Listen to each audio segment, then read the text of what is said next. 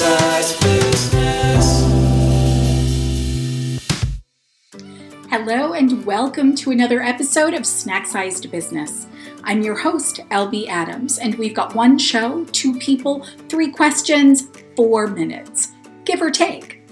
So on the Zoom today, I get to introduce you to my friend, Mandy Sullivan.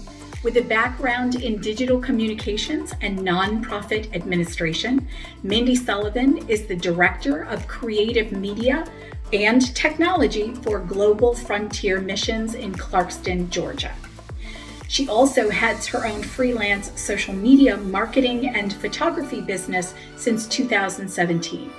She loves working alongside small businesses and nonprofits to authentically communicate their story and create online communities. Outside of her job description, Mandy is passionate about empowering women and dismantling the patriarchy, especially as a woman in Christian ministry.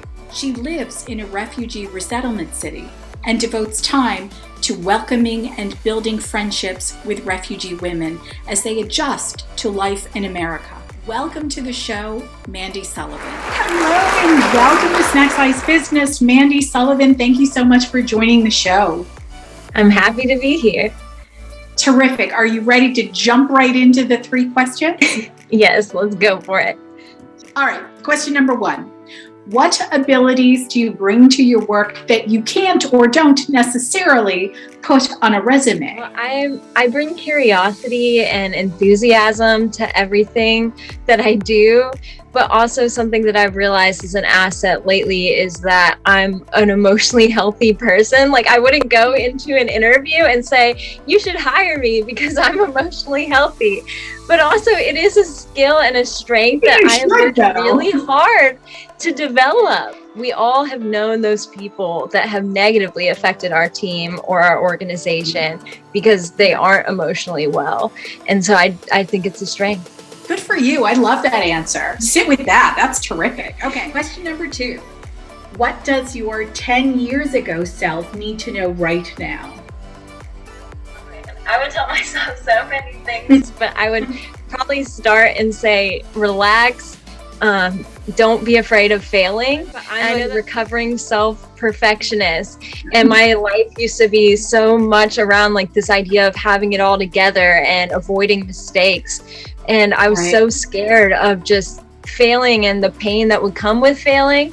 But now, as someone that has failed many times personally and professionally, I've realized that failing is not scary. And if anything, you pick yourself up, you move forward, and you find out that you're a lot stronger and more capable than you thought that you were. And so I would tell myself to lighten up and go for it. I agree with you that our actual failure story isn't nearly as bad as the one that we write beforehand. Right? 3rd question. What would the world not get if you left Earth tomorrow?